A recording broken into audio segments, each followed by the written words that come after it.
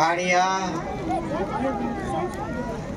स्कूलचा वार्षिक पारितोषिक वितरण समारंभ सोहळा स्नेहसंमेलन या निमित्तानं इथं ज्येष्ठ मान्यवर मान्य आदरणीय सुहास पुदाले साहेब, मान्य वैभवरावजी पुदाले साहेब, त्याचबरोबर या संस्थेचे सर्व मान्यवर पदाधिकारी, मान्य अनिल कदम सर, मान्य शिसाळ सर, त्याचबरोबर या स्कूलचे आदरणीय प्राचार्य मान्य जी.बी. डुबल सर, सर्व शिक्षक, प्राध्यापक, पत्रकार, विद्यार्थी, पालक सर्वांना मी धन्यवाद देतो। या निमित्तानं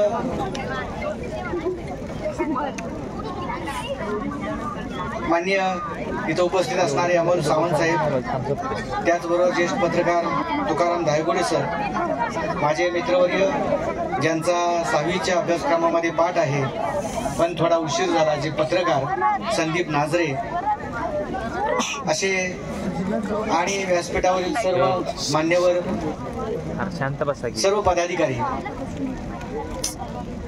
सर्वांना धन्यवाद देतो। आणि या निमित्तानं मला कथाकथनासाठी जी संधी दिलेली आहे, मी संधी अशासाठी मानतो की ही फार महत्त्वाची संस्था आहे। या संस्थेला खूप मोठी परंपरा आहे। या संस्थेतल्या सर्व शिक्षकांचे योगदान खूप मोठं आहे। प्राचार्यांनी ज्या पद्धतीनं आपल्या समोर या यशवंत आणि गुणवंत विद्यार्थी विद्यार्थिनींचा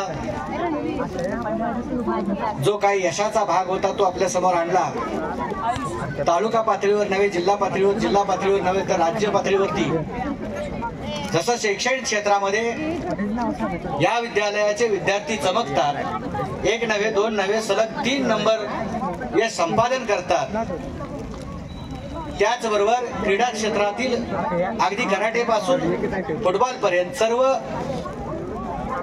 प्रांतामध्ये दिमागदार कामगिरी करणारे या विद्यालयाचे विद्यार्थी, त्यांच्यासाठी जोरदार टाळ्या होऊन जाऊ।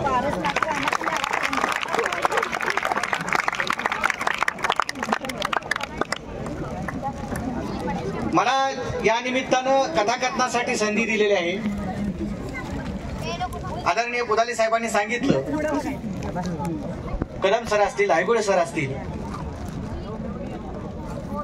की आमच्यासारख्या मंडळींना तुमच्या समोर एक आयडॉल म्हणून, ज्यांच्याकडून कळत न कळत तुम्हाला काहीतरी घेता आलं पाहिजे। मी माझ्या बाबतीत सांगायचं झालं तर आपण लिहिलं पाहिजे। कृष्णागडचं आयवलेलं महबा भोसले धनगावचे पूर्वीच्या अभ्यासक्रमामध्ये होते, आणि ती परंपरा अलीकडे अमनापूरचे संदीप नाझरे जशी राखतात तसे या विद्यालयातील विद्यार्थी सुद्धा पुढे भविष्यात लिहू लागतील। वेगवेगळ्या क्षेत्रामध्ये चमकदार कामगिरी आणखी प्रभावाने करू लागतील। तर साहित्य म्हणजे काय, कथा म्हणजे काय, जगाच्या पाठीवरती कथाकथनाचा शोध हा भारतामध्ये लागला, पुन्हा महाराष्ट्रामध्ये लागला। तर कथा म्हणजे काय, अश्मयुगामध्ये माणूस समूहाने राहत होता, इतर प्राण्यासारखा संरक्षण करावं म्हणून तो गुहेत राहत होता।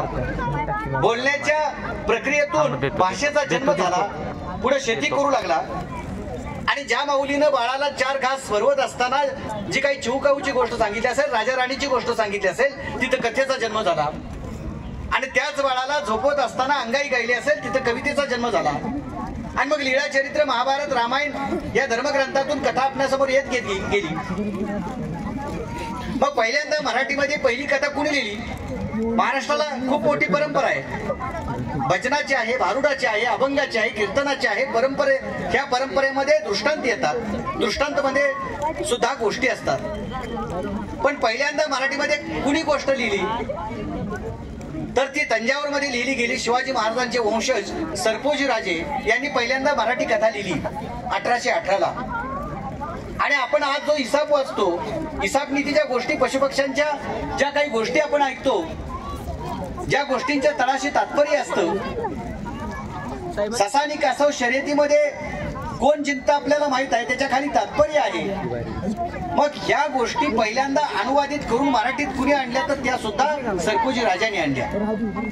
आणि मग ज्योतिबा फुलेंनी 1857ला शेतकऱ्यांचा आसूड लिहिला आणि शेतकऱ्यांच्या व्यथावेदनेला टाळू फोडणाऱ्या काही गोष्टी मांडल्या.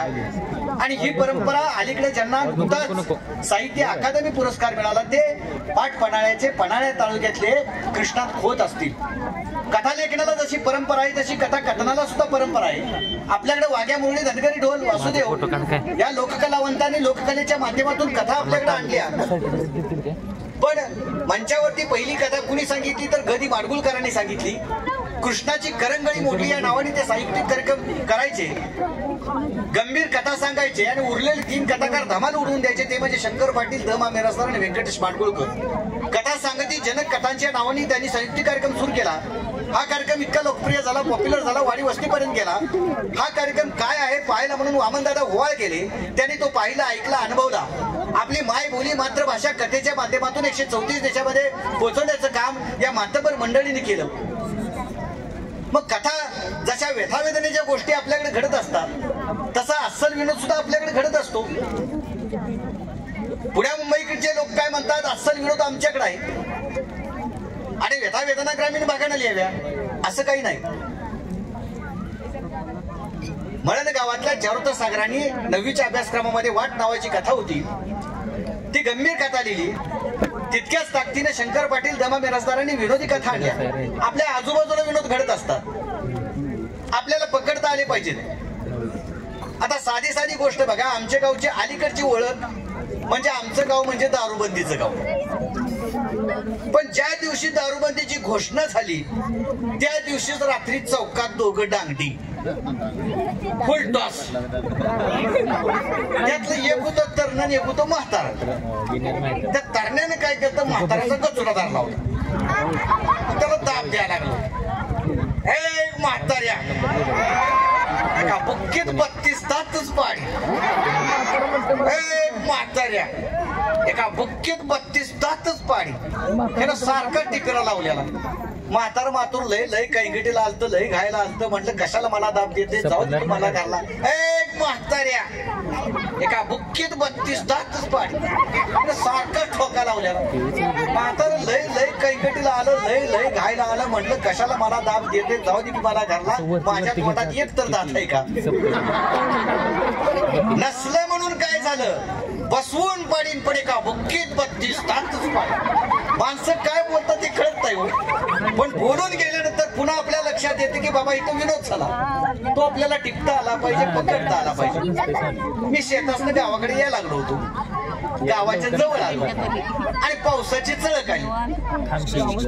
पावसाची चळक आली म्हणतात पळपळत एक पत्र्या शेड होतो त्या जाऊन उभा राहिलो. इतक्यात जिगड नावाचं पोरग पळत धडपडत आलं, उभं राहिलं. काय म्हटलं जिगड काय झालं, कशाचं काय म्हटलं, पावसात चळक आली नका म्हटला. बरं मग काय पावसात चळक आली म्हणताना केशवपा छपरात शिरलो म्हटला. बरं मग छपर सगळं गळकच की म्हटला.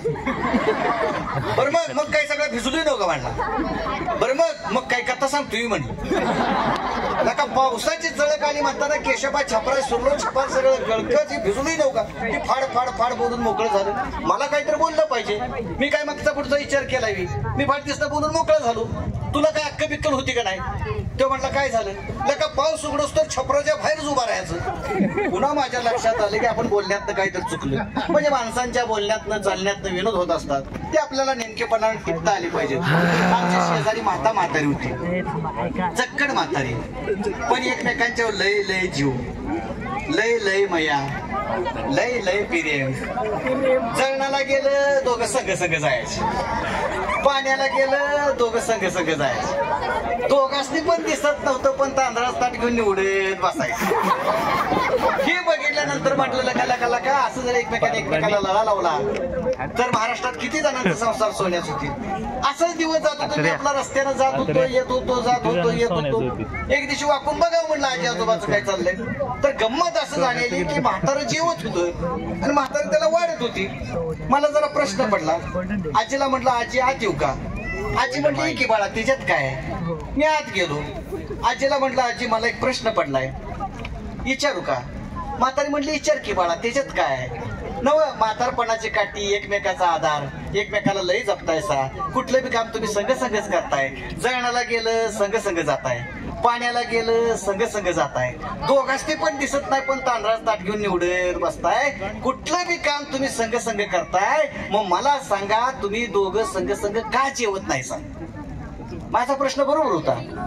पण त्यावर म्हातारी काय म्हटली की त्याचं काय आहे बाळा, दोघात एकच बचाडी आहे, तेव्हा त्यांचं जेवण झाल्यावर मी जेवणार. हा विनोद कुठे गावतो आपल्या ग्रामीण भागामध्ये. ग्रामीण भागामध्ये काय नाही, माणसं असतात, प्रेमळ असतात, कनवळ असतात, दयाळ असतात, मायाळ असतात. आडवं बोलणार उभ्या महाराष्ट्रात एक गाव असं नसेल की तिथं आडवं बोलणार गावणार नाही. आमच्या पण गावात एक होतं, त्याला सळलं बोलायचं कधीच माहित नव्हतं. कायम वाकडे येतो आणि ते कुणाची पण चेष्टा करायचं. असलंही इधर कल्याणी होतं. ती इष्टीत बसलंय, तासगावला निघाले आणि त्या कंडक्टरच्या तोंडाला लागले. आता कंडक्टर प्राणी तुम्हाला माहितच आहे, त्याचं न नाव काढेल त्याला आळशीच म्हटलं पाहिजे. कॉलेजच्या पोरांचा तर तो विनोदाचाच विषय असतो बघा. कॉलेजची पोरं त्याला सळलं कधीच बोलवत नाही. कायम वाकड्यात. बेल वाजवा अजिबात म्हणणार नाही. मास्तर आहे वाजवा वाजवा. मास्तरनं काय वाजवायचं. बेल वाजवा नाही, मास्तर आहे वाजवा वाजवा. आम्हाला लवकर जायला पाहिजे नाहीतर आमच्या मागच्या गाड्या चुकतेल्या. कुठल्या नव मागच्या गाड्या चुकतेल्या. असलं काय तर बोलून त्याला वैताग आणत असतील. पण मास्तर सळलं असलं तर बरं हो. मास्तर जर टरकबिरका असलं, मास्तर जर कंदळ बिंदळ असलं, मास्तर जर तिरळं बिरळं असलं तर मग काय पोरं त्याचा धुळलाच पाडतात. काय मास्तर बॅटरी डाऊन आहे वाटतं, काय वाटेल ते बोलतील हो. काय मास्तर फोकस कुणीकडे हाय, काय काय वाटेल ते बोलतील. बरं वाटत कुठेतरी एखादं गाव लागले की मास्तर तिथं दक्ष असतो.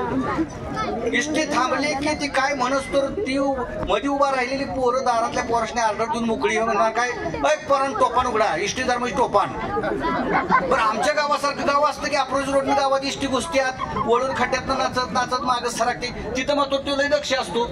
तो काय करतो कारण त्याला माहित असतंय वरनं उतरणाऱ्या माणसापेक्षा खालनं वर चढणाऱ्या माणसांनी दांडगी गडबड झालेली असत्या. म्हणताना ती काय करते इष्टी मागं सरकायला लागली की दार उघडतं, उडी टाकतं, दार आपटतं, शिटी काढतं खिशातनं, तोंडात घालतं आणि शिटी फुकत फुकत इष्टी बरोबर मागं सरकतं. आणि इष्टी थांबली की काय करतं खालनं वर चढणाऱ्या माणसांनी एका हातानं चुकवून धरतं, दार उघडतं आणि वरनं खाली उतरणाऱ्या माणसांनी एका सुरात म्हणतं ऐ चला उतरणारे उतरा, उतरणारे उतरा. पण कुठलं काय ह्याचं कोण ऐकून घेतोय मी. ह्याच्या अगोदरच पोरांनी सुरू केलेलं असतंय. ऐ चला चढणारी उतरा, वर चढणारी खाली कशी उतरायची. असलो काय तर बोलून त्याला वैताग आणत असते. बरं त्याला काही एक काम आहे. म्हातारी कोतारी पोरं बाळ ज्या त्या स्टॉपवरती सोडायचे असते, पुन्हा तिकटी फाडायचे, त्या पुन्हा शिटा मोजायच्या, पुन्हा निवायचाय. कोण लगेच वरनं भांडतंय, कोण चिल्लरवरनं भांडतंय, कोण जाग्यावरनं भांडतंय. प्रत्येकाच्या तोंडाला लागून ह्याच्या तोंडाला फेस याची बारी आलेली असत्या आणि त्याच्या तोंडाला ही लागल्या. त्याला काय म्हणतंय मास्तर, मास्तर आहे मला एक आंधळी द्या. मास्तर आहे मला एक आंधळी द्या. मास्तर पण लई चिट्टालं होतं. म्हटलं बघ एसटीत कुठे दिसते का घे जा म्हणलं. मास्तर मी आंधळी निघालोय, आंधळीला आंधळीचं तिकीट बघतोय म्हणला. मास्तर म्हणला तुला पण तीच सांगतोय इष्टीत कुठं आंधळीला सीट जाणारी दिसते का बघ. इष्टी 5व्या मैलानं तासगावला जात्या, वाटत कुठं आंधळी लागत नाही. आंधळीला जाणारी सीट दिसते का बघ, त्यानं तिकीट काढलंय का बघ आणि मग माग म्हटला. हा कुठल्या गावचा आहेस मास्तर त्याला विचारतोय. ह्याला उभ्या झाला मग सळलं बोलायचं माहित आहे मी. आणि मास्तर म्हणते कुठल्या गावचा आहेस की म्हटलं आम्ही आमच्या गावचा आहे. सळलं बोलतोय मी. कुठल्या गावचा आहेस आम्ही आमच्या गावचा आहे. आणि कुठल्या गावाला निघालायस दुसऱ्याच्या गावाला निघाला. सळलं नाही. आणि तुझ्या गावाला काही नावगाव आहे का नाही. नाव होती की पुरात वाहून गेली आता फडकच आहे. लय आडवं बोलतोयस, लय आडवं बोलतोयस. याबद्दल तुला दंड द्यावा लागेल. दंड का पण खूपच की. पण जशा व्यथावेदनेच्या गोष्टी आपल्याकडे निर्माण होतात जशी संदीपरावाने पण थोडा उशीर झाला सैनिकाच्या जीवनावरची वेदनेची कथा लिहिली, व्यथेची गोष्ट लिहिली, तसा अस्सल विनोद सुद्धा लेखकाने लिहिलेला आहे. आपल्या भारताला स्वातंत्र्य मिळून 75 वर्ष झाले आणि शिक्षणाची गंगा खेड्यापाड्यापर्यंत पोहोचली, वाडी वस्तीपर्यंत पोहोचली. हे चित्र खरं आहे का? हे चित्र आभासी आहे आणि हे चित्र कुठंतरी आपल्याला अस्वस्थ करतं, हेलावून टाकतं. म्हणून आपण एक समाजामध्ये घटक म्हणून जन्माला आलो. या समाजाचं काही अंशी देणं लागतो. या भूमिकेतून आदरणीय वसंतरावजी उदाले दादा यांनी ही शैक्षणिक संस्था किंवा संकुल उभं केलं. त्यामागे प्रेरणा होती की असे अनेक घटक, अनेक समूह शिक्षणापासून वंचित आहेत. हे सागराने बघितलं. दिनकर दत्तात्रय भोसले यांचं नाव दंडोबाच्या डोंगराच्या पायथ्याशी जी काही छोटी गाव आहे, तिथं बनेवाडी नावाचं एक छोटंसं गाव आहे, तिथं ते शिक्षक म्हणून रुजू होते आणि जाता येता त्या परिसराचं निरीक्षण करत होते.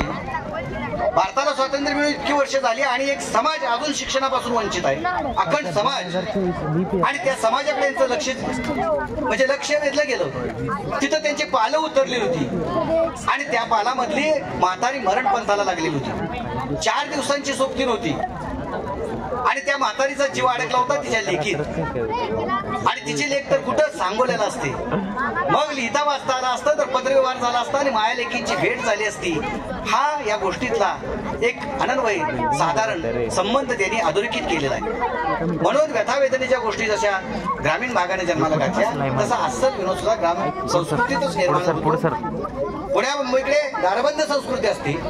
कारण तो कामाला जातो, ती कामाला जाते, मुलं शाळेत जातात, ती दोघं कामावून परत येतात, मुलं शाळेतून परत येतात, दार बंद, टीव्ही चालू असतो. काय असतं हो टीव्हीवर? त्याच मालिका, ज्या मालिकातलं काही वास्तव नसतं, जे कल्पनेतलं असतं. आपल्या गल्लीत, आपल्या गावात, आपल्या आजूबाजूला कुठेही घटना घडलेली नसती, अशी कल्पित घटना घडवून आणतात. जे विकृतीकडे झुकलं जातं ते मटेरियल वापरून त्या मालिका लांबवल्या जातात. वर्षानुवर्ष चालतात. बघा, पूर्वी एक मालिका होती, तिचं नावच होतं 4 दिवस सासूची. नाव होतं 4 दिवस, पण वर्षानुवर्ष चालली. सासू म्हातारी झाली पाक तरी 4 दिवस सासूची, सून म्हातारी झाली 4 दिवस सासूची. मग एक विनोद त्या काळात गाजला होता की एका कायद्याला फासाला घेऊन चालले होते, फाशी शिक्षा झाली आणि त्याला विचारलं की बाबा तुझी शेवटची इच्छा काय? जर काय पुरी करण्यास शक्य असेल तर पुरी केली करण्याचा प्रघात असतो, अशी काहीतरी एक पद्धत असते. म्हणून त्याला विचारलं की बाबा तुझी शेवटची इच्छा काय? तर तो काय म्हटला की माझी शेवटची इच्छा काय की त्या 4 दिवस सासूची मालिकेचा मला शेवटचा भाग बघायचा आहे. म्हणजे ती मालिका काय सपणार नाही आणि याला काय फासाला दिलं जाणार. म्हणजे अशी ही मालिका. आणि दिवसेंदिवस आपल्याला आमचे प्रश्न, दुष्काळाचे प्रश्न असतील, पाणी प्रश्न असतील, हे या माध्यमातून का निर्माण केले जात नाहीत किंवा दाखवले जात नाहीत? तर अशा आभासी दुनियेपासून काय आपण लांब राहावं, तर त्याच्यावरती उपाय काय? तर वाचन संस्कृती किंवा असे नेटाने चालणारे सांस्कृतिक उपक्रम. ज्या वेळेला विद्यालयामधून आम्ही मान्यवरांच्या सोबत मी बघत होतो, अंगावरती रोमांच उभे राहत होते. काही मुलांनी इतक्या सुंदर रांगोळ्या काढलेल्या आहेत, स्केचेस तर बघण्यासारखे आहेत की जहांगीर आर्टला पाहावीत असे स्केचेस काढलेले आहेत. आवर्जून पालकांना मी विनंती करतो की स्केचेस पहा, रांगोळ्या पहा किंवा विज्ञान प्रदर्शन पहा. तर हे हा ठेवाय, हा जतन केला पाहिजे. आणि ही संस्था, इथले शिक्षक याला प्राधान्यानं हे देतात, रिस्पेक्ट देतात. म्हणून खऱ्या अर्थानं आपल्याला त्याचंही अनुकरण केलं पाहिजे. तंत्रज्ञानाला आपला विरोध नाही. आज मोबाईलचं जग आहे, फेसबुक आहे, व्हॉट्सअप आहे, गुगल आहे, त्याचा चांगल्यासाठी उपयोग केला पाहिजे. पण त्याच्यावरती जाणारा वेळ किती जातो, 24 तासातला आपला वेळ किती खर्ची पडतो, हे आपण तिथं बघितलं पाहिजे. कारण का आपलं अभ्यासाचं वय आहे आणि अभ्यासाच्या दिवसामध्ये त्याचा नेमक्या वेळेला नेमक्या पद्धतीने वापर करता आला पाहिजे. आपल्याला त्याचं मान्य आहे की आपल्याला जगाच्या कानाकोपऱ्यात कुठेही मॅच चालू असू द्या, गोलीनं मारलेला षटकार असेल किंवा चौकार असेल, 1.5 सेकंदामध्ये घरात बसून बघू शकतो. परंतु घरात असणाऱ्या म्हातारीचा दुखत असलेला गुडघा कळायला आठवडा लागतो. मोबाईलमुळे जग जवळ आलं पण माणसं माणसांच्या पासून दूर चालली आहेत. याच्यावरती उपाय काय? तर वाचन संस्कृती. असे सांस्कृतिक उपक्रम भरीवपणानं राबवणं आणि या संस्थांचं योगदान प्राधान्यानं महाराष्ट्राच्या पटलावरती ठिसठिसीतपणे पुढे येणं गरजेचं आहे. मी आपल्याला एक छानशी गोष्ट सांगणार आहे, कथा सांगणार आहे. कथेचं नाव माती. तुम्ही म्हणणार मग मला मगाच्यानं काय आला सॉंग काढलं काय? तर कथेचं नाव माती. गोष्ट कथा म्हणजे गोष्ट असते, ग्रामजीवनामध्ये घडलेली वास्तव घटना असते. कल्पकता आणि वास्तवता याचा मेळ, जिला कल्पना म्हणावी तर वास्तवता वाटेल आणि वास्तवता म्हणावी तर कल्पकता वाटेल, अशी आसू मिश्रित कथा. कथेचं नाव माती. माणूस मेल्यानंतर आपण मातीला जातो, अशा आशयाची गोष्ट. सोप्याला रघु बसला होता. आत इमला होती. तिने नुसताच दसरा लावला होता. नव ऐकलं सका, नव ऐकलं सका, नव ऐकलं सका. तरी पण ही काय बोलायला तयार नाही.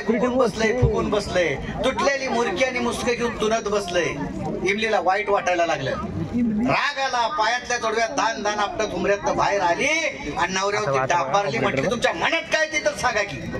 आज माझ्या आज्याची माती आहे ना, मातीला जायचं का नाही ते तर सांगा. तरी पण ही काय बोलायला तयार नाही. फुगून बसलंय. तिचं तिला गलबलून आलं. देवा परमेश्वरा, का माझं असं तू बघतोयस? देवानं माझ्याच पदरात असला हेकाडा नवरा, खोळा कवरा नवरा, तिरसाट नवरा का टाकावा? आजा माझा आजारी पडला, हातरुणाला पडला. अन्नाचा घास जात नव्हता, पाण्याचा थेंब जात नव्हता. निरोपावरती निरोप आलं, पण नवऱ्यानं नाही लावून दिली. माझ्या वाटकडं डोळे लावून आजा माझा मरून गेला. भावानी माझ्या गाडी पाठवून दिली. मरता वक्ती माझ्या आज्याचं तोंड बघायला मिळालं असतं, पण नवऱ्यानं नाही लावून दिली.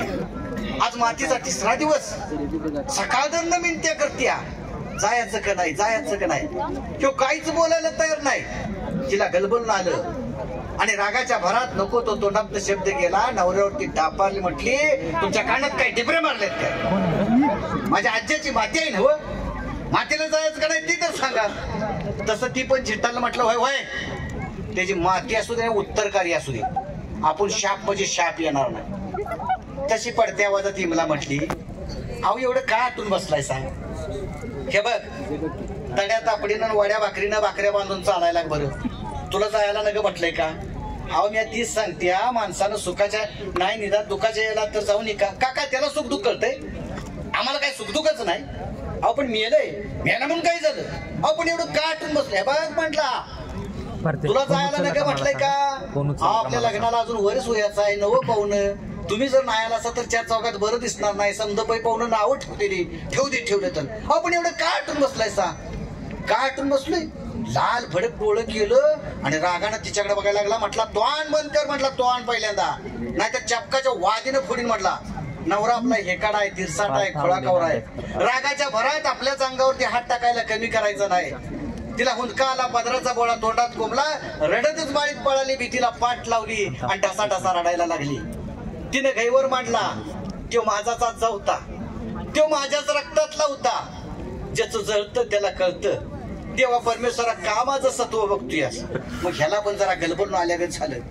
त्या तिरीमिरीत उठलं, चालत आत गेलं. तिच्यापाशी खाली बसत तिची समजूत काढायला लागलं. इमला, अगं तुला जायला नग म्हटलंय का? तो जा की म्हटलं. उगं माझं काय काम आहे म्हटलं, गाडी संगणाची जत्रा. अहो आपल्या लग्नाला अजून वरीच व्हायचं आहे, नवं पाहुणं. तुम्ही जर नाही आला असा तर 4 चौकात बरं दिसणार नाही. समधी जण पै पाहुणं नावं ठेवले तर. आपण एवढं का आटून बसलायसा? का आटून बसलोय? तुझ्या आज्याला जरा तर अक्कल पिक्कल? आम्ही जावं असून आम्हाला काही अक्कलच नाही. आमच्याच गावात येऊन, माझ्याच घरात येऊन माझ्या बरोबर बांधलाय आणि जाताना त्या टायमाला काय सांगून गेलाय? मी मेलो तर माझ्या मातीला येऊ नकोस, आणि जर चुकून माती बितीला आलास आणि निवदाच्या पाया पडाय गेलास तर भूत होऊन मानगुटू बसेल. काय तुझा आजचा म्हटला, जित्यापणे आपल्याच मातीची निवदाची भाषा. असला कसला माणूस? अहो रागाच्या भरात जातं माणूस बोलून. राग आणि भीक माग कशाला म्हणते? हे बघ, तू काय जरी म्हटलीस तर आपण शाप म्हणजे शाप येणार नाही. तशी ती म्हटली, राहू द्या, माझ्या आज्याच्याच काय, उद्या माझा बाळ मेला तरी सुद्धा जाऊ नका असं म्हणली. आणि ती रडायला लागली. डोक्यात एक कल्पना सुचली, तो कसा येत नाही बघायचाच. आरडून ओरडून बोंबलून गल्लीला तमाशाच उभा करायचा म्हटली. ह्याला पुढे घालून न्यायचाच म्हणून ती ओरडायला लागली, काय पण बडबडायला लागली. आमच्या बायकाचा जन्मच वंगाळ. दिलेल्या घरातच जिजत गुजत मारायचं. एकदा हुंबऱ्यातनं माप वंडून आत गेलं की बाहेर जाताना चौकाच्या खांद्यावरच जायचं. तस ते म्हणले वाटेल ती बरं नकोस, काही त्रास दिलाय की तोंड बंद कर, चल येतो म्हटला. ही सकाळ तर न सुचला असतं तर हा मलाच अक्कल सुचीव म्हटला. आरडून ओरडून बोंबडून गल्लीला तमाशा उभा करायला लागल्यास पेटाच्या तोंडाला माणसं जमा झाली ती म्हटला. म्हणून तुला येतो म्हटलोय. खरं माझ्या 2 अटी आहेत. त्या 2 का किती पण सांगा. नवरा आपला तिरसाट आहे, खोळा कावरा आहे, हेकाड आहे, ह्याला गोड बोलून कसं तर पुढं घालून न्यायचं एवढंच हिच्या डोसक्यात होतं. म्हणून ही म्हणते 2 का किती पण सांगा. मग ह्यानं 8 घालायला सुरुवात केली. 8 नंबर 1 जिथं गेल्यावर ना राहायच काय काढायचं नाही ख्याट. तशी मला म्हटली अहो अशा टायमाला लेकीसनी नातीसनी राहायचं असतं या. हे बघ 8 मान्य असेल तर येतो. बर बर बर बर बर बर 8 नंबर 2 जिथं गेल्यावर ना रस्त्यावरनं ठू ठू ठू बोंबलं जायचं नाही. अशा टायमाला आपल्याला येत ना रडायला, उलट अशा टायमाला येतं हसायला. नाही काय मानतात तशातल्या का तू रस्त्यातनच आबा गा कर ठू ठू ठू बसशील आणि रडायच्या ऐवजी मी बशीन हसत आणि पाहुण्यांचा पायताना मार खाईल म्हणला. उगं पाहुण्यात तमाशा नको म्हणलं. ही बर बर बर बर बर म्हणली. नवरा तिरसाट आहे, खोळा कावरा हे काढायला गोड बोलून कसं पुढं घालून न्यायचं एवढंच हिच्या डोक्यात होतं. नवऱ्याची जशी परवानगी मिळाली तसं बाईला दुकान सुद्धा सुकावल्यागत झालं. ती लगबगीनं स्वयंपाकघरात पळाली. बिचारीला काय सपान पडलं होतं. आजचा हातरुणाला पडला, निरोपावरती निरोप आलं, पण नवऱ्यानं लावून दिली नाही. आजचा मरून गेला, नवऱ्यानं लावून दिली नाही. आज मातीला मला जायला मिळेल बाई म्हणून पाट्याचं उठून त्यानं भाकऱ्यात आपण ठेवल्या होत्या. काय बिचारीला सपान पडलं होतं कोणास ठाऊक. आणि नवऱ्याची जशी परवानगी मिळाली तशी लगबगीनं ती स्वयंपाकघरात पळाली. भाकरीची बांधाबांध करायला लागली. प्रत्येक भाकरी तपासून बघायला लागली. पापुड्याला कुठं लागलंय का, पापड कुठं खराबलाय का. मनात क्षणभर विचार चमकून गेला. बायका आमच्या बायकाचा जलमच्या भाकरीच्या पापुड्यासारखा. पापुडा म्हणजे सासर असतं, त्याला कुठं लागू द्यायचं नसतं. माग किती कटागलं ना माग माहेरच असतं. डोळ्यात पाणी आलं, डोळं पुसलं. भाकरीची बांधाबांध झाली, जोड आबाच्या मातीला निघाला. इष्टीत बसल्यानंतर तिचं हुर्द भरून येत होतं. टाव फोडून रडावंसं वाटत होतं. तिच्या नजरेसमोर गल्लीत त्या आयाबाया दिसत होत्या. पै पाहुणं दिसत होतं. तिथं गेला मला आयाबाया विचारतेल्या. मला पै पाहुणं विचारतेली अगं इमला तुझ्या आज्यानं तुझा किती दसरा काढला, तुझ्या लग्नाला अजून वरीच झालं नाही, असली कसली परपंचात रमलीस. कुठल्या तोंडाने मी आयाबायाला काय उत्तर देऊ. तिचं हुर्द भरून येत होतं. मन हंबरडा पडत होतं आणि ही मात्र धास्तावलं होतं. जपायली म्हटला हिच्या आज्याच्या मातीला कशाला निघाले कोणास ठाव म्हणला. आपलं तोंड नाही सळलं म्हणला. तोंड बोलतोय ना अंग मार खाते म्हणला. गंमत अशीच झालेली. ह्याला कुणाचं सुखाचं असू दे नाही तर दुःखाचं असू दे, जर हसण्यासारखं काहीतरी दिसलं तर फटाक दिसणं बोलून फिरी हसत बसायचं. त्यामुळे ह्याला 2दा मार बसला होता. ह्याच्याच भावकीतला मुळकाचा श्यामराव मेलेला. श्यामराव मुळीत म्हणजे बिनगर्जी माणूस. कुणाच्या कसल्याच कार्यक्रमाला जात नव्हतं, येत नव्हतं. कुणाची माती असू दे, कार्य असू दे, उत्तर कार्य असू दे, कसल्याच कार्यक्रमाला जात नव्हतं, येत नव्हतं. पण ज्या वेळेला श्यामराव मुळीकच मेला त्यावेळेला समध्या भावकीनं सगळ्यांनी त्याला वाळीत टाकलेला. बरं ती मेलं रात्रीच्या 12-1च्या टिपणाला मेले. ह्याच्या शिनजोडीचे 4 जण गेलेली. ह्याला पण पुळकाईन गेलेलं. माग हात बांधून लागलेला आमनं गंमत बघाय. खांदकरी काही घावं ना ती. इतक्या रात्रीचं कुठं हुडकायचं. शेवटी तरण्याताट्या पोराने हुडकून गाव पालतं गाठलं. बरं कोणी पण खांदेकरी होऊन चालत नसतं. प्रत्येक गावची पद्धत वेगळी असते. ह्याच्या काय बावकीत खांदेकरी नव्हतं अशातली गोष्ट नव्हती. कुठं गोल झाली कोणास ठाऊक. शेवटी पोरांनी एक जणाच्या रानातनं हुडकून आणली. तिथं त्यांची चाललेली पार्टी फिस्ट. ती चौघाच्या चौघ डांगडिंग फुलटास. तिने पण याला आयातनं आणलेली. ती काय लिजिम खेळतच आली. तिथं पडतंय का तिथं पडतंय झुडपत फिरतच आली. आणि ती तडकीच्या भोवतीने नाचाप करायला लागली. एक म्हातार तर लईच फेंदारलं होतं. इकडं बघ तिकडं बघ खाली बघ लईच नाचाप लागलेलं करायला. त्याला सुत्रीचा तोडा दिसला. छाप मारून पुढं सरकलं. सुत्रीचा तोडा असा घेतला हातात आणि काकाचे कांबे असे दातवट खाऊन असं लागले. दातवट खाऊन असं काकाचून बांधायला लागले. मागणं काही लक्ष नव्हतं ना. धोत्राचा कासुटा काकाच्या कांबीत अडकला होता. गडबडीनं उठाय गेलं. हिसका बसला. ती सप्पई तडकीव झोपलं. ह्याला काय भान राहिलं नाही. म्हटलं जा त्याच्या अगोदर तूच जा म्हटलं. जे शामरावच्या भावाने राग आला, जे शामरावच्या भावाने ह्याला जे धरला आणि जे पायतानं फोडला तवा पण ही सुजल्या तोंड घेऊन घरला. तवापासून ठरवलं होतं असल्या कार्यक्रमाला म्हणून कुठं जायचं नाही. पण दुसऱ्यांदा पण गंमत अशीच झालेली. ह्याचा बालमैत्र हरी मेलेला, जाओ का नको मनातल्या मनात चेलबिचेल चाललेली. त्या बायले म्हटलं हरी बालमैत्र आहे, शेवटचं दर्शन घ्यावं, पुन्हा काय खावणार आहे म्हटला. म्हणताना हे गेलेलं. बरं हरीच्या घराच्या फुटणं रस्ता जात होता. चौकटीच्या एका बाजूला भीतीला त्याचं गुडगोवर करून टिकून असं त्याचं प्रेत ठेवलेलं होतं. आया बायांचा कराडा पडलेला. एखादा पाहुणा आला की हा करून रडायच्या, पुन्हा गप होयाच्या, पुन्हा नाकातलं पाणी शिकरायच्या, पुन्हा पाहुणा आला की हा करून रडायच्या. रडून दमलेल्या डोळ्यातलं पाणी आटायची बारी आलेली. मग त्या कामातलं तरबेज असणारं पुढारी लागलं गडबड करायला. हे म्हटले आवरा ह्याला असाच कुठं ठेवायचा म्हटले. बायकांनी कालवा केला, नाही त्याचा बा असतो, आम्ही त्याला हात होऊ देणार नाही. मग ह्याला कळलं की ह्याचा बा ह्याच्या आत्तीकडं हळदीचं बी आणायला सातारला गेलाय. तोवर प्रेत ताटून गेलंय. पुन्हा 2 तासानं बा आला.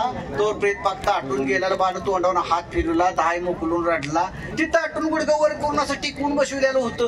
ती तसंच उचललं गडबडीनं माणसाने बाजूला घेतलं, उन्हून पाण्याचं डिचकं वतलं आणि ते तसंच आणलं तडकीव झोपवलं. पण तडकीव झोपवलं ना त्याने केली गंमत. ताटून गेलो होतो त्याने केलं गुडघवर केल्या याला आला हसू. बायली म्हणलं हरी काय गंमत करायला लागलाय काय म्हणा. माणसाने गुडघं दाबलं तर ती बसलं उठून. गाय ग म्हटलं हसलो बिसलो तर निबार ठोकच आहे म्हटलं. पण हरीच्या प्रयत्नानं धमालच केली. त्याला झोपलं की गुडघवर करायचं, गुडघं दाबलं की उठून बसायचं. ह्याला शेवटी काय भान राहिलं नाही. म्हटलं चप्पायली हरी काय कुकूच्या कुकी होती वाटतं. सोडा वाटरची बाटली फुटले का फसा असायला. जी माणसाने राग आला, माणसाने जी याला धरला, जी पायतानं फोडला, तवा पण ही सुजल्या तोंड घेऊन करला. तवापासून न ठरवलं असल्या कार्यक्रमाला मग कुठं जायचं नाही. म्हणून ते सकाळपर्यंत बायकोला शब्द देत नव्हतं. फुगून बसले. आता बायकोला शब्द दिला, इष्टीत बसलोय, उडी टाकून काही पळून जायला येते. म्हणून ती धास्तावून झालं. इष्टी गावात आली. सौंदर्य पशी बोलून अशी इष्टी उभा राहिली. जोड इष्टीतनं खाली उतरला. इमलाच्या घराच्या दिशेनं चालायला लागला. जसं इमलाचं घर जवळ यायला लागलं तसा इमलाचा बांध फुटायला लागला. टचकन डोळ्यात पाणी आलं. बाई ग, माझ्याच गावात माझा रक्ताचा हातचा गेलेला असताना मला रडायची बंदी. तिच्या डोळ्यासमोर आया बाया दिसत होती, त्या गल्लीतली माणसं दिसत होती. आया बाया मला विचारतील, अगं इमला तुझी वाचा झडली का ग? तुझा आजचा मेलाय, तू दातखिळे देऊन बसलीस का ग रडना झाल्यास? कुठल्या तोंडाने मी आया बायाला काय उत्तर देऊ?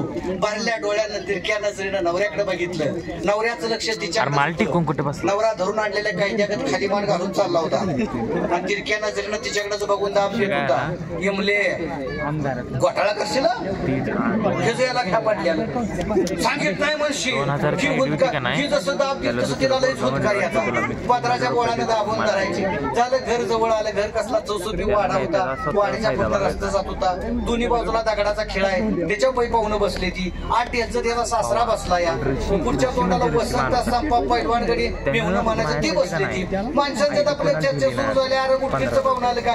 गुटकीच ती काय त्या तिकडे ती काय सकाळी झाली म्हटले. म्हणजे पल्साचं उशिरा त्या तिकडे दोघा ती म्हटली. म्हणजे फक्त पाहुणवाडीच राहिलीत का असं म्हणतो. गाडा संपायला कसा म्हणतंय आराम तो जोड आला म्हणला. म्हणजे समधी व्यवस्थित येळत आली. निवत घेऊन खाली आपलं हलायला बरं झालं. अशी आपली माणसांची चर्चा सुरू झाली आणि जोड आला. आणि इमलाचं घर जसं जवळ आलं आणि वाड्यातल्या बायांचा कोयाळ जसा हिच्या कानावरती पडला तसा तिचा बांध फुटला. टचकन डोळ्यात पाणी आलं. 2 थेंब मातीत पडलं. भरल्या डोळ्यानं तिरक्या नजरेनं नवऱ्याकडे बघितलं. नवऱ्याचं लक्ष तिच्याकडेच होतं. नवरा दाब देत होता. इमले मांडवात माणूस लय जमलं या. समधी माणसं आपल्याकडेच बघते. ती सांगितलंय म्हणशील तसं तिला आला हुंदका. ती पण मोठ्यानं आणि आबा गा कर ठू ठू ठू ठू ठू आरडत पळाली. ह्याला काय करावं काय करणार. ह्याला आला हसू. इमला पळत गेल्या. माणसं सगळी फुटणे ह्याच्याकडे बघायला लागली. ह्याला काय करावं काय करणार. ह्याला आलेला हसू. पायाच्या चंप्या माठीसना खाली बसलं. गुडघ्याला हाताची तिट्टी घातली. त्यात मुंडकं घातलं. खुदू खुदू खुदू खुदू.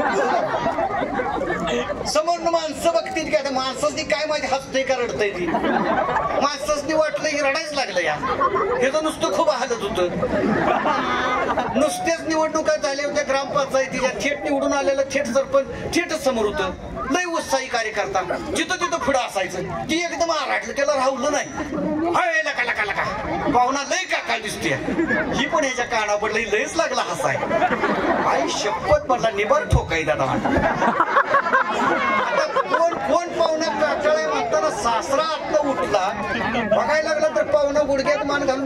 लागलाय. त्याला तर काय माहिती हसतंय का रडतंय ती. त्याला वाटलं रडायच लागलं या. त्याचं खूप हालत होतं. हे ना आपलं वसंताला संपाला पोरासनी म्हटला वसंता संपा पाहुण्यानं लय मनाला लावून घेतलंय. आना जावा धरून म्हणला. काय ग म्हटलं आता पैलवानच उरावच वाटलं म्हणलं. पैलवान गडी 3 ताळाचं झाडझूड लाल मारलेला पैतानाचं पाय खाड खाड खाडीच्या दिशेने या लागले की हाताच्या टिपटी खायला लागले समोर बघायला. त्याला पाय पैताना दिसायला लागली की मनातल्या मनात म्हणायला लागली त्या पायली दोन ठोकं बी कधी येतात काय कोणाशी. अशा पायवर बघायचं नाही. वसंत एका बाजूला उभा राहिला संपत दुसऱ्या बाजूला उभा राहिलाय. आता वसंताला तर काय माहित आहे पाहुणा रडतोय का हसतोय. दाजी रडतोय म्हटला. आपण रडलं पाहिजे म्हटला. कसं रडायचं ही त्याची समजूत घालायला लागले. कोण वसंता त्याच्या टकोरानं हात फिरवायला लागले. म्हणजे आदल्या दिवशी बाधारलेलं होतं. हाताला मगर कुठल्याकडे लागायला लागले आणि त्याची समजूत घालायला लागले. तुम्ही जर असं केलं तर आले कसं करायचं म्हटलं. रडतय रेड रेड म्हणता. आई शपथ म्हणला ह्यातनं चुकून मुटकं वर झालं तर पाहुणं हातानच गुद्द घालायला सुरुवात केली. बुक्कीनं नाकाडं फोड केली म्हणला. माझ्या पाच वर बघायचं. आता वसंत खाली बसला आणि हनवट ह्याच्याच गुडघ्यावर ठेवली आणि घाळा टिप गाळायला लागला.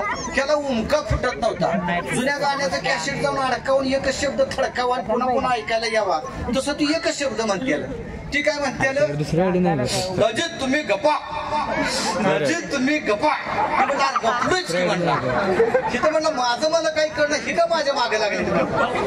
आई शपथ म्हणला चूक भुलीनं जर मानगुड वर झालं तर पाहुणं पिसाळ्याला कुत्र ताणून मारतात तसं त्याच्या पाठ वर बघायचं नाही म्हणा. मग डोक्यात जरा कल्पना सुचली. काच दिसणार दाताखाली जीभ चावली. जीभातनं रागात आलं तर चालेल. नवनवं दाताखाली जीभ तुटली तर चालेल म्हटला. पण दाताखाची जीभ सोडायची नाही. जरा कळ आली हसू जरा कमी झालं. मग पाहुण्याने काय केलं दोन्ही बाजूला दांडाला धरला. अगायक म्हणला. त्यानं हानवट छातीला लावली. अजिबात वर बघायचं नाही. दाताखाची जीभ सोडायची नाही. पण पैलवान काय सुट्टी देते. तू दंडाला धरला दोन्ही बाजूला त्याला नेट लावून असा उचलला. निम्मेपर्यंत उठलं पायाला रेमाड दिला माठीला खाली बसला. पण पैलवान काय सुट्टी देते. ती पैलवानने पुन्हा दंडाला धरला पुन्हा नेट लावलं पुन्हा उचलला पुन्हा रेमाड दिला पुन्हा माठीला खाली बसली. 2-4 वेळा उठ बस झाल्यावर मनातल्या मनात म्हणायला लागलं त्या बायली बारक्या पोरला हरांदा केलं असं करायला लागली म्हणलं. पण शेवटी पैलवाननी काही त्याला सुट्टी दिली नाही. काकत हात खातलं तसाच उचलला आणि मांडवात आणून एका कोपऱ्यात तिथं बसवला. तिथं बसले तरी सुद्धा ती तसंच बसले. गुडगं वर केलेलं. त्याला हाताची तिट्टी घातल्या त्यात गुडकं घातलं. खुदू बऱ्याच वेळानंतर कासवान मानगुड बाहेर काढतो तसं हाताच्या तिट्टीत हळूच मान बाहेर काढली आणि इकडं तिकडं लागलं. बघा आपल्याकडे कोण बघतंय का कशाला कोण ह्याच्याकडे बघतंय. आणि बघता मागच्या बाजूला याची नजर गेली तर मागच्या बाजूला एक म्हातार बसलो होतो. ती बावरलेल्या बोक्या त्याच्याकडे बघत होतो. म्हातार का टाय पडले माझ्या म्हणला. कमाल बीर करते म्हणला. सकाळचं वाचलोय म्हणला. आणि म्हाताऱ्याने त्याला पक्क वाळगलं होतं. कुठल्या गावचं चितार आहे म्हणलं. हसतंय बी रडतंय बी त्यांनी चांगलं वाळगलं होतं. पण तिकडची पद्धत त्याला एक नवीन वाटली. त्या बायली पुरुष माणसाबरोबर बायका माणसं पण कशी काय मातीला येते म्हणला. असते एखादी गावाची पद्धत काय करायची आपल्याला म्हणला. पुन्हा तिने अनु करायला लागलं दुसरी पद्धत त्याला ती. मग बायकोनं समजूत घातली. प्रत्येकानं आणलेला निवाद आपापल्या हातात घ्यायचं असते ती इकडची पद्धतच आहे. मग सगळ्यांनी निवाद हातात घेतलं. कड्याच्या नाकाड्यावरून नदीकडे मशानभूमीकडे ती निघाली. आणि कड्याच्या नाकाड्यावरून खाली उतरत असताना ती तिथली बांधीव मशानभूमी बघितल्यानंतर ह्याला आला हसू. पाहिली म्हणला मशानभूमी एका क्रिकेटचं मैदान म्हणा. 2-3 वडाची झाड 100-200 वर्षापूर्वीची त्याला लटकत होती. 2-3 बावळीची झाड आहेत. 2-3 लिंबाची झाड आहेत. माणसं खाली गेली. बायका माणसं झाडांच्या सावलीला बसून राहिली. पुरुष मंडळी उन्हातच तळायला लागली. वरण उन्हाचा काय पोटात कावळं वरडायला लागले. ती कामाचं वगाळ आहे ती पडचिन जागा साफ निवत मांडला. पोर निवताच्या पाया पडून बाजूला झाली. कावळ्यानं निवत शिवायची वाट बघायला लागली. पण कावळं काय निवत शिवायला डमय म्हणत नुसतं हुलकावणी देत होतं. एका झाडावर दुसऱ्या झाडावर तिसऱ्या झाडावर निम्मा अर्ध कावळं उडून गेलं. मग भटजीनं डोसकं चालवलं. तंड्या पोराने 2-4 उठून म्हणला कावळं काय निवत शिवत नाहीत. गैला ना जावा गैला. पोरं पडत्या फळाची आज्ञा म्हणून गेली. ती गैला आणायला गेली. पाण्यात पडल्या का तिकडच उशिरानं आणली ती गाय आणली होती तिने अवकाळ तिच्या गळ्यात चाळ बांधल्याला 2 कासरं बांधल्यालं जी खाळ खाळ खाळ नाचत गाय आली जी कुकुरडी महाराज गौसून लाताचा टिपी राहणारी असली गाय आणली जात मी उदाला तोंड कुठं लावत्या जी गर्दीला फिरली आणि उचलून टिपीला लाताचा हाणला तसं निवदावरचं लोटकं फिर दिसण्यावर गेलं ह्याला काय फांड राहिलं नाही हे म्हणलं चंबाईली गायने शिक्सर मारला शेला शेला कॅच शेला म्हणला गर्दीत कोण बोललं कोणा स्टॉक गर्दीत खसखस पिकली वाचलो म्हटला गर्दीत कोण बोललं कोणा स्टॉक म्हटला शिक्सर मारतोय नाही तर चौकार मारतोय आपल्या बाच काय जाते म्हटला गप आलो गप जायचं निबर ठोक बस कोण आहे म्हटलं तुमच्या आगाऊपणा करायला तुम्हाला ही काही हीच तुम्हाला वेळ गावली का हा अख्ख्या गावात तुम्हाला हीच काही गावली का पोरं म्हटली आवडीशी काय राहिली का गाव गाव पालतं घातलं एक आणल्या म्हटला गोड मानून घ्या गोड कशाचं मानून दारवानं फोडायचं लात मारते कसली म्हटलं जाऊ म्हणलं दुसरी काही पोरं आपली पडत्या फळाच्या आज्ञा म्हणताना निघून गेली उशीर गेली ती बेपत्ता झाली लवकर काही पोरं येणार वर्ण उन्हाचं काय पोटात कवळं वरडायला लागले कामाचं वगाळ मग पुन्हा वरचीनं डोकं चालवलं तो म्हटला हे कुणाचं असलं तर त्यानं उठा आणि निवदाच्या पाया पडा आणि मनातली इच्छा बोला बघू म्हटला कवळ्याला निवद शिवला तर शिवला प्रत्येकाला उठवलं जात होतं पुरुष माणसाला उठवलं जात होतं बायका माणसाला प्रत्येक जण निवदा पैसे जात होता मनातली इच्छा आबा मी ती करीन आणि जागेवरती येऊन बसत होता पण कावळं काय निवद शिवायला ढवळ डोळ्यात प्राण आणून आपल्याकडे इमला बघत होती माझ्या वसंतानं मला उठ म्हणावं माझ्या संपानं मला उठ म्हणावं अगं ताईने उठ तुझ्यातच तुझ्या आज्याचा जीव अडकलाय नेमक्या वाटत मला कावळं जाऊन देणार नाही 50-60 हजार रुपये कावळ्यांची झुंबड उडून म्हणून डोळ्यात प्राण आणून ती वसंताकडे बघत होती पण वसंताचं लक्ष जात नव्हतं शेवटी वसंताचं लक्ष गेलं ती गेलं विचारलं नाही रघुकडे गेलं तुमच्यातच जीव अडकलाय तो म्हटलं माझ्यात ती कसं काय शक्य आहे म्हणला त्याचा माझा 36 आकडा मी जावय असून माझ्याच गावात येऊन माझ्याच घरात येऊन माझ्यावर भांड बांधलं या आणि जाताना काय सांगून गेलंय मी मेलो तर माझ्या मातीला येऊ नकोस आणि जर चुकून माती भीतीला आलास आणि निवदाच्या पाया पडाय गेलास तर भूत होऊन मानकुटी बशील आणि माझ्यात कसा जीव अडकला म्हणला पण 4 चौघात नाव पुकारलं होतं न जाऊन चालणार नव्हतं कुमार उठलं आणि निवदाच्या दिशेनं चालायला लागलं आणि जसं निंब्या वाटत गेलं कावळा बसावान खांदी मोडावी अशी घटना घडली 2-4 कावळ्यांची फडफड वाढली 2 कावळ्यांनी खाली गिरट्या मारायला सुरुवात केली आणि थेट निवडून आलेला थेट सरपंच थेटच समोर होतं ती पुन्हा एकदा जोरात आरडलं हाय नका ह्याच्या जीव अडकलाय म्हणला तसं याला आला हसू गाडीनं ब्रेक दाबल्या जागेवर थांबत दाताखाली काच दिसणं जीप चावली तुटली तर चालेल शेवटची परीक्षा पळून गाव गावणार नाही निबार ठोक बसतील म्हणला झाकून डोकं राहिलं जरा हसू कमी झालं पुन्हा डोळं उघडलं चालत चालत चालत निवदापाशी गेलं पुन्हा एकदा डोळं झाकून उभा राहिलं आणि मनातल्या मनात बोलायला लागलं आबा माझा स्वभाव मला माहित आहे आबा मी हेकाडा आहे तिरसाट आहे फळाकावर आहे माझा स्वभाव मला माहित आहे तुम्ही तुमच्या इमलीची काय बी काळजी करू नका तुमच्या इमलीला मी व्यवस्थित सांभाळीन असं म्हणून खाली वाकून पाया पाडायला आणि वर्ण कावळा याला एकच गाठ पडली आलेला कावळा पुढे न जाता याच्या टकोराला जाऊन थडाकल्याला कावळा पिछे मोड गेलं ते वाडाच्या फांदीत घुसलं ती पण सळलं नाही आग्या मोहाच्या पोळ्याला जाऊन थडाकलं आग्या मोहाचं पोळं वर्ण खाली कोण तर म्हटलं का भाऊ उठलं भाऊ मग तरणी ताटी पुरं टना चेटवागत उड्या मारत पळायला लागली म्हातारा कोतारानं धोत्राचं कासुटा हातातच धरलं रस्त्यात अनेक काट्यांची झुडपं होती काट्यांच्या झुडपात अनेकांची धोत्र अडकून बसली पण धोत्रांची पर्वा न करता ती तशीच पळत सुटली एक जण पडला की 10-15 उराव पडायची पुन्हा उठायची पुन्हा पळायची कोण गडागडा लोळायला लागलाय कोण कान सोडत पळायला लागलाय की वर टेकडाव जाऊन लागले गंमत बघाय कोण कसा पळतोय कोण कसा पळतोय कारण त्याला माहित होतं पळणारच नाही माश्या ताणते त्या बरं बायका माणसाने कवाचं उठलं होती काही कळलं नव्हतं त्यामुळे त्या काय पळायच्या भानगडीत पडल्या नव्हत्या तरी सुद्धा 4-2 बायकांनी मावाच्या माशाचा प्रसाद मिळालेला त्यात हिची सासू गावलेली आज जसं सुगावलेली त्यांची तोंड गरगरी टमटमी झालेली मोती बघता पहिलवान सुजलेली गाल म्हणजे टमाटोसारखं लाल झाले नाक म्हणजे अमरावती पोरागत झालेलं ही सगळी वर यायला लागल्या गर्दन सुजल्या डोळ्याच्या पापण्या सुजल्या त्या कपाळात फोडले कानाच्या पाळ्या बघायला लागले एकमेकाकडे बघते तू कसा दिसतोय जेवण तू कसा दिसतोय आता मातीचं जेवण किती टेस्टी 12 घरच्या उसळी कटाची आमटी येळवणीचा भात कुठलं काय रोजच्यापेक्षा माणूस डबल हालतं, पण भावाच्या माशाने फोडलो होतं, पण जातो म्हणून सांगून जायला लागली, पण बिन सांगताच मशाल व्हायला लागली. ही पण सोप्याच्या तोंडाला आलं आणि कोण इमलीला बाहेर बोलली, ए इमले इकडे म्हणला, ती पटकटावेल घे म्हणला, चल. तशी इमली म्हटली, अहो आज नातीसनी लिखीसनी राहायचं असतं या. तो म्हटला ही काय खेट काढलंस म्हटलं, सकाळ बिन मार्ग आता वाचली म्हटला, भगवान झाले असलं कसलं आजीला म्हटला, आईला जातो तर म्हणून सांगून जाऊया, आजीला जातो तर सांगून जाऊया, बरं चल चल म्हटलं. सोप्यात जावई बापू आता आली म्हणलं, सासू आज सासू कोण रडायला लागल्या, हसून त्यांना आपलं तोंडावर हात ठेवलेलं, त्यात आज सासू म्हणते तिनं लावलेलं गाणं, त्यात भावाच्या माशाने यांची तोंड फोडले, ती रडताना लागली विचित्र दिसायला, मी लईच लागला हसायला, पण तोंडावर हात ठेवलेला. ती म्हातारी काय म्हणते, माझा रागू दूर गेला तेव्हा हिचा ह्या वयात म्हटला रागू म्हटला, मामी जातो म्हटलं, टान दिसला हुमऱ्यात चेबी बाहेर मारली आणि पळत पळत सोप्याला आलं. मागणी इमला पळत आली, मागणी इमलाची आई आली, इमलाची आजी आली, आय आजी असतो काय दिसला, मोबाईल धरलाय बरोबर, इमलीवरती तडकलं. तुझी नाटकं मला कळत्यात, नाण्याचं चालणं करायचं का काय ती तुझ्या हातात आहे. याचं असेल तर माझ्यावर चल, राहायचं असेल तर कायमची करून घे म्हटला. तापलेल्या तव्यावरती पाण्याचं 2 थेंब पडावं, तवा जसा तडतडावा तसं तिच्या तोंडात 2 शब्द गेलेलं, इमलीचा कान चिरत गेलं.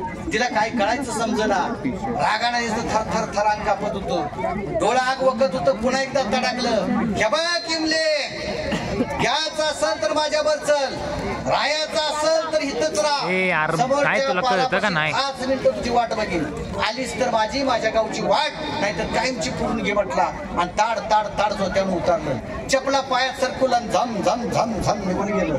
तिला काय बोराव कळना, आईला जातो तर कसं म्हणू, आजीला राहतो तर कसं म्हणू, कसं बस बोलती झाली. आईला म्हटली, आई माझा नवरा हे काढा आहे, खोळाकावर आहे, त्यानं मला आटी घालून आणले ग, जसा बोलतो तसं करतो, खरंच माझ्या नाण्याचं चालणं करत मला गेलं पाहिजे. तिच्या काळात ठरवलं, कापऱ्या अंगाने चपला पायात सरकवल्या, जोत्यावरनं उतरायला लागली, वळून वळून आईला हात करायला लागली, आजीला हात करून जातो म्हणून सांगायला लागली. पुढे नवरा दिसत होता, मग आई दिसत होती, आजी दिसत होती, मनात कोया उठला, आमच्या बायकाचा जलम ग बंगाल, आज माझा आजचा मेला, उद्या माझा भाऊ मरतील, पाठचं भाऊ मरतील, जुन्या नात्यातले एक माणूस बोलून जाणार, नव्या नात्याने एक माणूस जन्माला येणार, जुनी नाती इसरायची, नवी जोडायची. आमच्या बायकाचा जलम ग बंगाल, ती झपझप पाय उचलायला बघत होती, पण पायात मनाच्या बेड्या अडकल्या होत्या. रघुचं पाय झपझप उचलत होतं, पण इमलाचा पाय उचलत नव्हता. माती तीच, त्याच मातीतली ती 2 माणसं, पण जसं एकाच मातीत लिंबू उगवावा आणि आंबाई उगवावा, लिंबाने कडू व्हावं, आंब्यानं गोड व्हावं, पण येणाऱ्या वादळ वाऱ्याला टक्कर देत जगावं, तसं आपलं दुःख आपण पचवलं पाहिजे. तिनं मनाशी ठाम काहीतरी निर्णय घेतला, निर्धार केला, डोळं पुसलं आणि तीच इमला त्याच मातीत ठाम पावलं टाकत गावाच्या दिशेनं चालू लागली.